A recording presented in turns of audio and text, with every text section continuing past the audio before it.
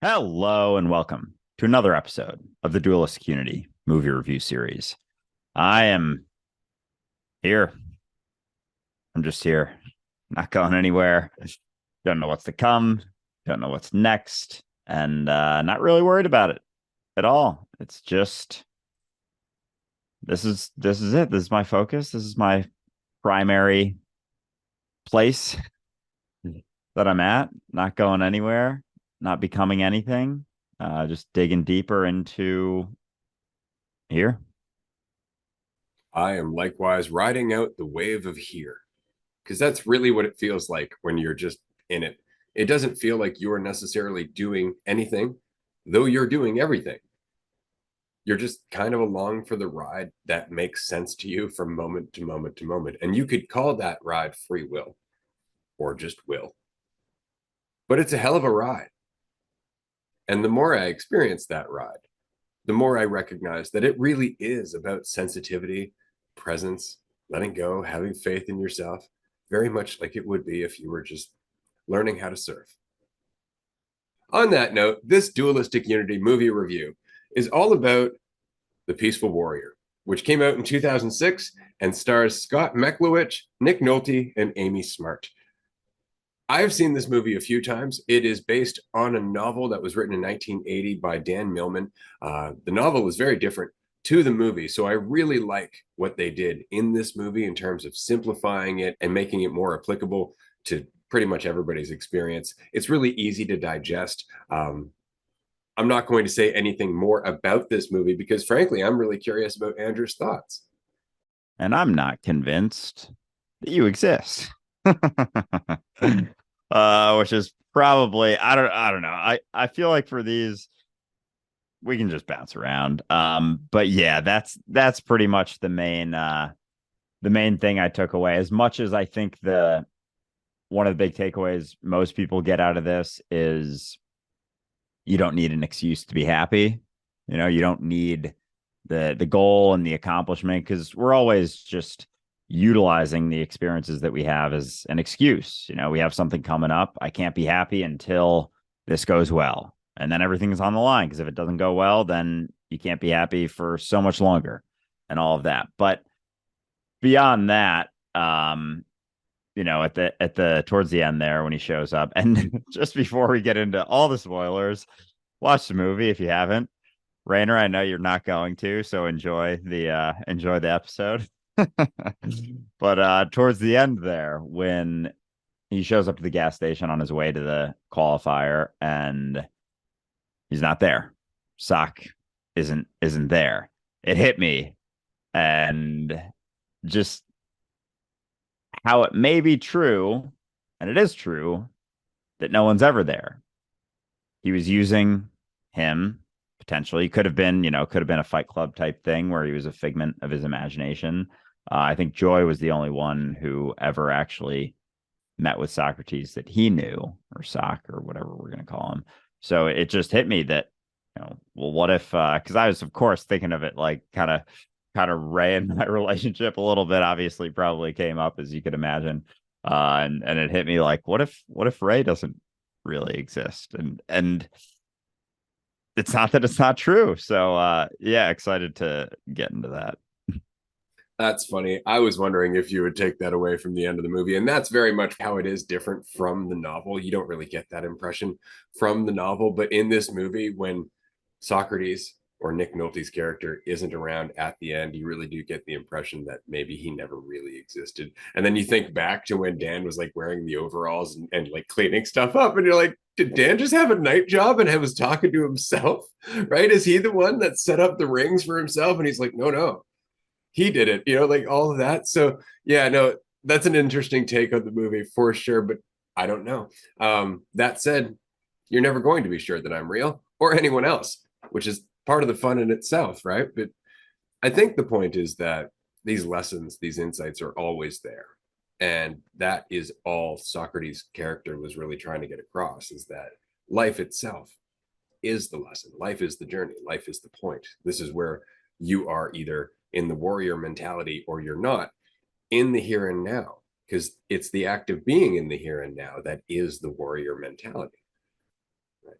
It's an act of responsibility. It's an act of awareness. And so I really enjoyed Socrates' character, regardless if he existed or not. The fact is that he was a conduit for insight, and that's what we all are. Yeah, I was pretty impressed by how much of this movie focused on being here now. Like the only thing that's real, the only moment that exists. And going through it, just thinking back to playing sports growing up and how it was rarely about doing the action for the sake of the action. It was always with an ulterior motive. And oftentimes that would be a great motivator, and especially in practice and training and whatnot. But a lot of times it would be a huge detriment. And it's always that double-edged sword whenever you're focused on anything outside of the moment, and you're not fully paying attention. And I think people think of that, he when he first does the horse thing and he comes back to Zach and he's like, I learned your trick, used your trick, and it was awesome. Like I did so well, I crushed it, blah blah blah. And he's like, you're no longer here, you're back there, you're back in the past. And so people can think of it like a trick, and like there's some sort of supernatural sort of thing. And I'm not saying there isn't potential in that, but it really is, how do I put this? It's not something out of this world being attentive to where you're at. Like when he's at the park and he's after he gets I think this is after he gets pushed off the bridge, and he is looking around, he's like, nothing's happening, and then Sock grabs his shoulder and he like sees everything that's happening. Like that isn't a superpower necessarily. It's just highlighting how little we're paying attention. And so when it comes to the competition, so few of us are fully involved in the thing that we're doing, giving it actually 100% attention. Max, maybe like 80% would probably be like super intense attention, but there's still, the thoughts of what it's going to mean, where it's going to go, what you're going to get out of it. And so actually giving something 100% attention is just such a higher level of attention that there could be the possibility of performing like insane things that most would deem incapable by humans. But it's not that it's some otherworldly thing. It's just that we aren't giving things the fullness of attention that we could if we let go of the attachments of the goals, of the endpoints, of the reason for doing something, and we're just doing it, actually just doing it for the sake of doing it. I think there's a ton of potential in that we just have hardly even seen. Well, because how fragile are we, right? Like how easy is it to shake us or our ability to perform? And one thing I really enjoyed about the beginning of the movie when they first meet is he's so full of himself, right? Like, yeah, I'm going to be in the Olympics. It's going to mean so much about me. And then he asks Socrates, do you watch the Olympics? And he's like, no.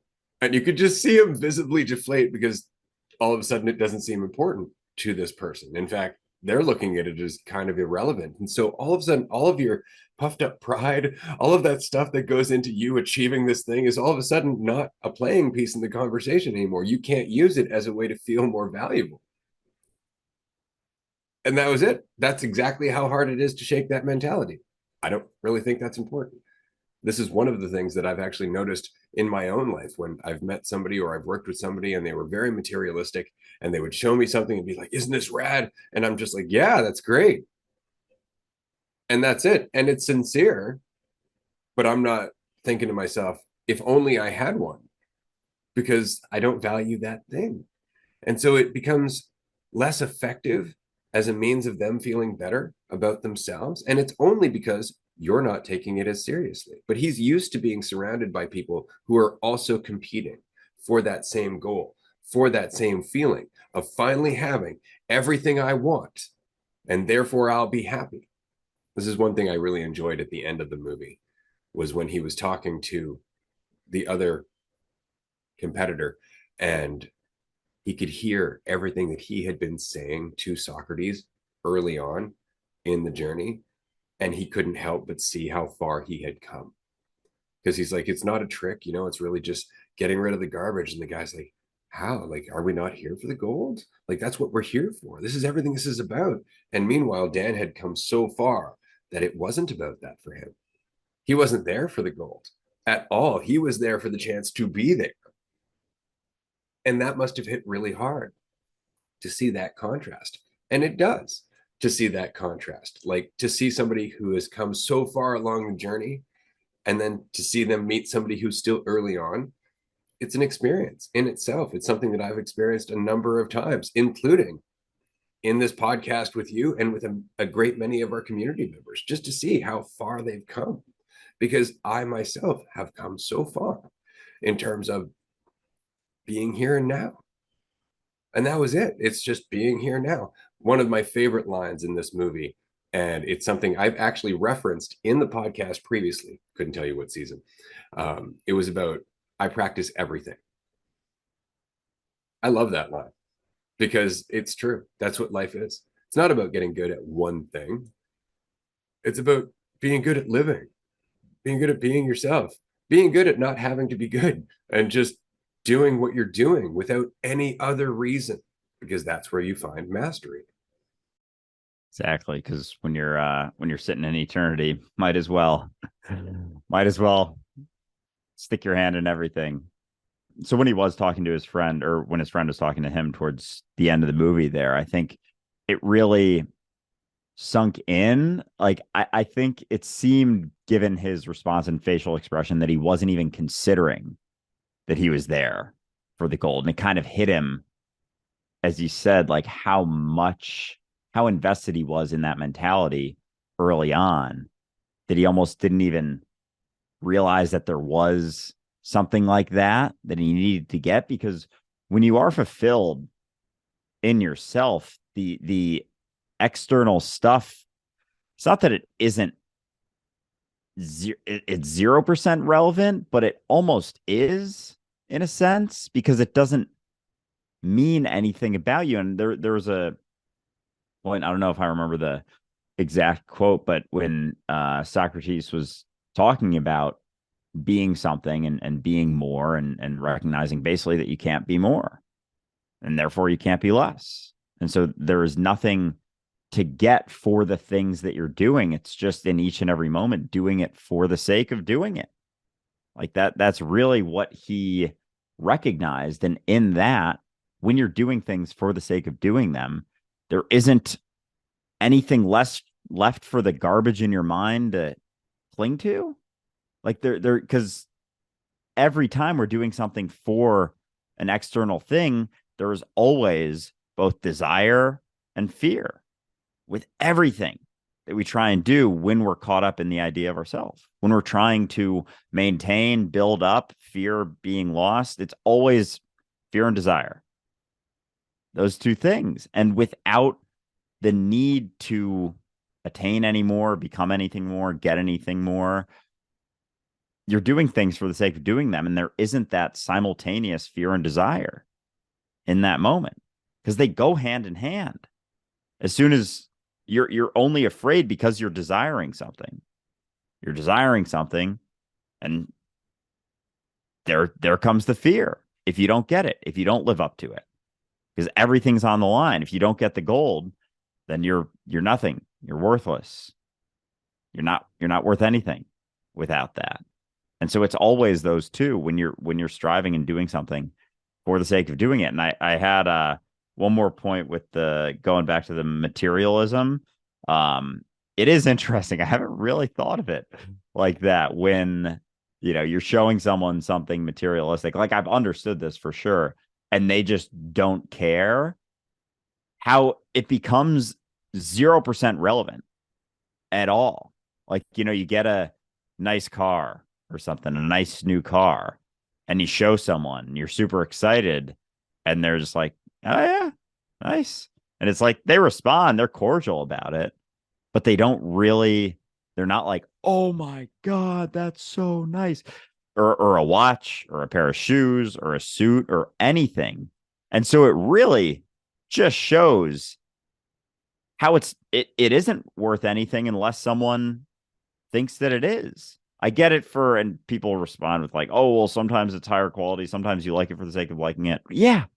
Yeah. If you really want to get a nice car because you like to drive fast, absolutely go for it. I'm not saying there's anything wrong with that whatsoever. It's just, you know, you listening, anyone listening, you know, when you're doing something for you and you're doing something to be seen in a certain way. And if you can tell very quickly by that example Ray said, if you show it to someone or tell someone about it and they have a very neutral response, does it hurt or not? Because if it hurts, probably not doing it for you. One thing I really enjoy about Socrates' character is actually, there's a lot of things I enjoy about Socrates' character, but mostly it's his sense of humor, admittedly. And it's his long game in terms of how patient he is in teaching a lesson. So, for example, when he meets Dan and he's like, okay, I'm going to help you, I'm going to train you. No alcohol, no sex, no parties, no TV. And slowly, Dan starts to look like a bag of shit. Like his friends are like, dude, you look terrible.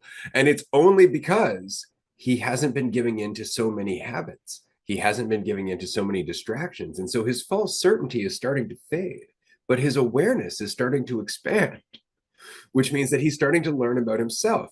So all of a sudden, he's not full of that bravado. He's not wearing that mask to the same degree. And it's changing him, but it's also bringing him closer to the present because he's not getting lost in so many habits. And then when he finally does start to get this mentality, what does Socrates do? He takes him out, lights a big fat stogie, and has a drink. And he makes the point that it isn't about not doing those things, it's about the lack of awareness. It's about the habit. That's the problem. And that's the only problem. Otherwise, you're just making a choice. And if you're doing so out of awareness, likely that choice is going to reflect the same balance that you have found in yourself. Yeah, I think the quote is every action has a price and pleasure. Recognize this and remain realistic and responsible. Something along those lines. That's what I jotted down in my fucking scribbled out handwriting. But it it is. I loved that part too. The sort of duality of that message because it isn't one thing. It's not an answer. And a lot of people in the spiritual community think that it is, think that there is an answer, think that, the initial part, the no sex, no alcohol, no partying, no nothing, nothing, no vices, period. Oh, that's it. Oh, that's the answer. I figured it out. Just have to do that. This was like me like 4 years ago when I thought it was just gratitude. Oh, I just have to be grateful. Oh fuck. I can remember very vividly thinking that and thinking, oh my God, I think I got it. I just have to be grateful. If I'm just grateful all the time, and if shit starts going bad, just be grateful for something else. It'll bring me out of it. And it did. It worked for a while until it didn't. Until I butted up against it that week before I realized that it wasn't the gratitude, it wasn't the things, it was just me. And so anyway, with that, a lot of people cling to and they just want to find that answer. And they want to, like with one of the what was the first tenet, the three life has three rules, the paradox, don't try to figure life out. That's kind of it. It's like it doesn't mean don't stay curious, but it's don't think that there's a single answer that you're going to be able to settle upon and just hold on to that forever. Because the third tenet was change, nothing stays the same. So it's like you got to maintain all of that. And it's just awareness here and now. That's all it is. It's not settling upon an answer. And even, listening to a podcast, and I get caught in this sometimes, listening to something, I'm like, oh, I should jot this down. I should take notes. It's just the same recognition over and over and over. Just be where you're at. You don't need to hold on to anything. You don't need to maintain anything. And so that the situation where he tells them all that stuff, no vices, basically, and then brings it back in because, yeah, it's not about one end or the other. It's not about cutting out all these things. Oh, this is the answer. If I just have this routine, if I just cut these things out, then I'll be good. It's about maintaining that balance and awareness and responsibility. And there's a point when cutting all that stuff out, thinking that you have to do that, becomes another crutch. It really does, because you lack awareness and responsibility. So you feel like you have to stay away from all of that stuff. And that it comes kind of full circle. That's the other end of the spectrum. And you can kind of bounce off that for a bit. And it's still diminishing your sense of, I don't know, awareness, responsibility in each and every moment. So it's not about settling upon anything, because then you just stagnate and reality continues on. It's just about remaining aware each and every moment. And, with devices, everything in moderation, including moderation. And I think that is one of my favorite parts about that scene with the cigar and the drink, is the response from Dan, like, well, we're better than that, though. And Socrates' response, there is no better, and therefore there is no worse.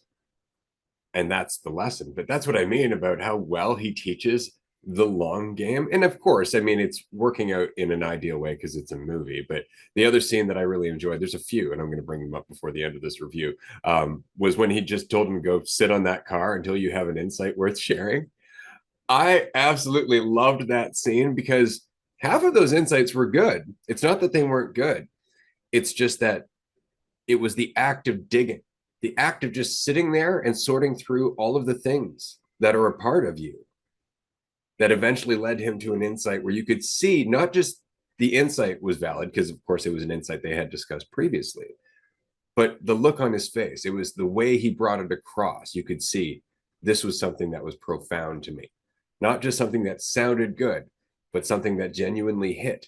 And the lesson, of course, was that there are no ordinary moments. Well, how did he learn that outside of having a whole bunch of moments just sitting on a car? Yeah, no, I love that scene, because I think in hearing those, I kind of knew as I was watching it, like there was going to be, after he came back with like one or two, like he is staying. I don't know. It was almost like he was looking outside of himself, and all the insights were from the external and things that sounded good and that were kind of witty, but he was still kind of avoiding the the recognition himself and like the responsibility that is taken with that. And so I was thinking, I was watching it like, ooh, maybe he'll come to one just about he'll come back with I'm not what I think I am, or something like that. And it was about the moments, and there not being any ordinary moments, which is, it's all intertwined, because through recognizing that, that's what causes people to not pay attention to where they're at. When you recognize that there are no ordinary moments, there are no just mundane things happening, there's always something happening. You realize that, oh, I gotta pay attention. This is all that I am. Like this moment is all that I am. And so through that, there's just so much depth that you can dig into. But I found it, yeah, interesting how he kept coming to different sort of realizations through that, and they were all still applicable. Like he even brought some up later in the film too, that hit. But you can tell with people too, like when we have conversations with people, a lot of times they'll kind of want to focus on certain things that are avoiding the insight that would really hit. And yeah, I've done this plenty of times. I do this all the time, and when you're avoiding something, and no one can tell you, no one's gonna be, because then it's them projecting. It's not gonna hit the same until you figure it out yourself. But I do find that can be common when people have a certain thing that they're working on or going through, and they don't want to face it. Like, you can't avoid it. It's going to keep coming up. It's going to keep coming up in different ways, shapes, and forms. And you can skirt around it as much as you want, but eventually it's going to hit, and it's going to hit. And I think the more you skirt it, the heavier it's going to hit. It's almost like it's it's like a slingshot that keeps getting, at first it's just pulled back a little, so like, that won't feel great, and then as you keep avoiding it, it keeps getting pulled back more and more and more and more and more until it's like super fucking, and then it just smacks you, and it doesn't feel great, but it's still, even just the willingness to take the responsibility and look at it for what it is and stop trying to avoid it, which you can do having all different sorts of insights all the time, but eventually you got to face the one, and it differs for everyone to a degree, but it all circles around the same sort of insight, I would say. And it's always in the experience that we don't want, like the experience of disappointment, for example, that is felt by Dan at the end of the movie when Socrates tells him, I've been waiting forever to take you on this walk. There's something I got to show you. You're going to love this. You finally earned this experience. And he takes him on this giant walk, and he gets to the top of this mountain. Not even the top. It just chooses an arbitrary place and says, yeah, that's what we're here to see. And it's just an ordinary rock. And Dan feels all kinds of disappointment. But in that disappointment is the lesson that is always within the disappointment, which is usually that you were striving towards an end result, but the journey itself was the reward. It's just how caught up you got in the end result that causes the disappointment and causes that fall into suffering. And so really it's just about enjoying the journey for whatever it is without getting too caught up in needing to go anywhere or be anything. And that's ultimately the lesson behind everything, right? And we just put it off. Dan, for example, when he finally had that moment on the pommel horse and he was present and he was kicking ass, and then he's like, aha, I've got a trick. This is going to work for me. And he started pursuing the quote unquote training, and it was making him more uncertain. And finally, he just had his breaking point. He's just like, nope, I'm going back to the ego. I'm going to go back to control. I'm going to go back to a lack of awareness, which ultimately led to his accident, which ultimately led to him not having a way to continue to establish his value. He was no longer able to do this thing, and therefore no longer able to compete against the friends that were so important for him in terms of how to measure himself. Everything was always about how to measure himself. And when he didn't have that left, there was only suicide. But the important part, and the reason that we call it ego death, is that it is dying without dying. It's killing the idea of yourself as being something that's important. And in that, you can live your life without there being anything on the line. But it really is learning that lesson. And that lesson comes through disappointment. It comes through kind of edging your way around it and ignoring it and trying not to see it. And then finally just getting hit in the face with it and offered the opportunity again to see it. Are you willing to see it? Are you ready? It's up to you. Yeah, because when you're so caught in being used to measuring yourself and measuring your value, it's all relative. It's all completely made up and arbitrary. But when you are so used to that, it takes a disappointment usually to recognize that. Like, it's almost necessary in some way, shape, or form. And there could be the argument that it isn't, but I think given just the process of it, of ego development, it is something that's built. It's something that we measure, and we almost need something. Not saying it has to be anything insanely drastic, but some sort of disappointment, some sort of way to see that, oh, maybe this isn't everything I am. Maybe this isn't the reality of what I am. Maybe measuring my value isn't something that's actually a necessary part of my life. And it's through that disappointment, through kind of going back to, hitting some sort of rock bottom or relative rock bottom, that you can see that and you can let it go. Like, I don't know if it could happen without that. And so through that, then though, you start to just understand the fullness of each moment, because I think and just how much the destination is the journey, as cliche as that may seem. We get so caught in thinking there's a spot that we're getting to. Like, we're all striving for this arbitrary point that we just continue having to make up, thinking that that's when it's going to happen. We do it all the time. I think we do it so much more than we ever realize. Sure, you can set 10, 20-year goals, but it's like little stuff every single day. Can't feel okay until this happens, till this person, you send a text to someone you like. You're like, I can't be happy until this person responds. Even that, it's like maybe a 5-minute sort of gap there.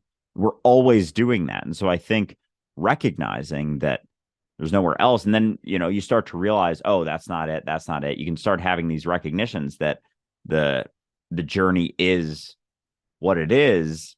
But then you think of all the endpoints that you always thought there were. You're like, wait, then what is it? Like, well, then where am I going? And that's just it. That's the discomfort at first that you start to feel until you recognize that it doesn't really change anything. You're still where you're at. It's just without these arbitrary things that you're pushing off your feelings of, at least not even happiness. I don't love using just that word, but contentment, peace, being in a spot where you're not trying to be anything, basically. And that spot is always now. It's always now. And this is the same conversation we've been having for so long, but I think we, even in the smallest ways, get caught in pushing off those feelings until we get this thing. Oh, until this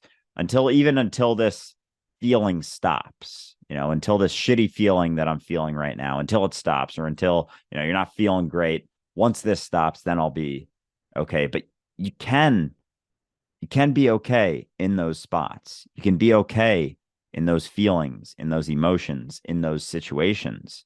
You don't have to keep pushing it off, because it's just a habit, I think, we've gotten very unaware of in how often we push off that ability to be okay with what is. And we do it in different ways throughout almost our entire lives. Mostly because we just avoid the uncertainty that would help us recognize that we're okay in uncertainty. We end up settling for false certainty, which leads me to the last scene that I want to mention from this movie, where Socrates throws Dan off a bridge. I really enjoyed that scene because the lesson behind it was how present Dan was while in midair on the way into the water. He wasn't thinking about anything else other than the experience that he was having. And that moment in itself shook him. That's all it took. That's why Socrates was saying, I helped you clear your mind. And of course, at that point, Dan's really upset, but that's what led him to actually paying attention to what was happening around him. That's what led him to that moment where he tuned in to the people with the dog in the park and the whole thing, because he was paying attention. Well, why is he paying attention? Because he wasn't thinking about where he was going. He wasn't thinking about how important it was that he get to his competition. He was experiencing being dripping wet after being thrown in a pond, and he was very involved with that experience. And that's it. There's a lesson in that uncertainty itself will help you expand your awareness and realize more of what you are already doing that you might have been distracting yourself from before. And that's the last scene I want to bring up in this movie. Yeah, no, one of my favorite ones too, because in that spot when he was just involved in the situation, where he's just sitting there after coming out of the water, pissed off, soaking wet. He's just like focused on, he's focused on himself and how wet he is and all that stuff, but he's there, bored. He's not thinking about where he's going, where he's getting, because even those are sort of like the I've talked in the past about when I'm walking my dog and the leash is tight versus when it's not, and that feeling of relativity, kind of knowing where she is, having that certainty of how far she is, which direction she's in, and then if she's closer to me, there's slack on the leash. I don't necessarily know, and I think that is what sitting in uncertainty is recognizing just how little you know at that point. He had his tryout to get back to. He had all these things going on in his life, his larger goals, getting a gold medal, whatever it may be. And none of those are certain. None of those are certain. The only certain thing was the moment he was experiencing, and he wasn't paying attention to that. So then, you get to that point where you get to the thing that you think is so certain that wasn't, but you eventually get there, gets to the tryout. And if you're not attentive there, then you're going to miss that too. And you're just going to keep missing things because once you get to the tryout, then it's what is this? Where is this getting me? Where is this going? What am I becoming because of this? And so it really is a practice, really is a practice, being attentive to where you're at, being fully involved in the experience that you're in. And it means both physically and very much so mentally, because, with technology, I get caught in this too. You start watching a movie or watching a show, and then, your phone buzzes, and then you're looking at that, and then you got fucking two screens in front of you, and it's like, Jesus Christ. So we can't even be attentive to the most basic things.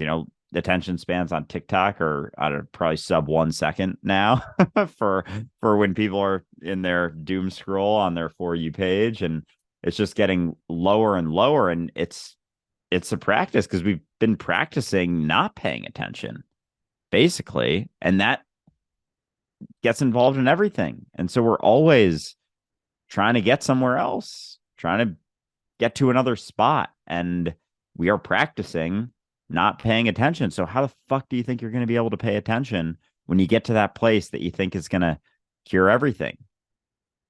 You're not. You're not going to be paying attention to that. That's going to mean something else about you, or it's what Socrates said at one point: all humanity shares your predicament. You don't get what you want, and therefore you suffer. But even when you do get it, you still suffer because you can't hold on to it forever. And so it doesn't matter whether you get what you want. As long as you're using that as an excuse to feel better, it's not going to last. Even if you get it, it's not going to last because you can't hold on to it forever. So the only reasonable response, the only reasonable thing to do is to practice paying attention. It is to be fully involved with what you're in. And on the mental side, it means letting go of where you're going, what it means about you, what you think you're becoming, having the idea that you could be better. Because you can't. You can't do anything to be better. You can't do a single fucking thing to be better. Ever. So you might as well pay attention to where you're at, right? Because you're not going anywhere. And therefore you can't be any worse. But it's important to recognize that it is a practice. It's not a one-time understanding that you're going to come to one day and go, oh, that's it. It's a practice, which is exactly what Socrates was saying to Dan after he had his moment of triumph being present on the pommel horse. But how long were you present for? Now you're back here gloating about the past. And that's it. It really comes down to the practice, understanding that it is actually a transition to a deeper way of experiencing existence and life as a whole, because it is life that you're experiencing. We're just distracted most of the time. And that's the way of the peaceful warrior.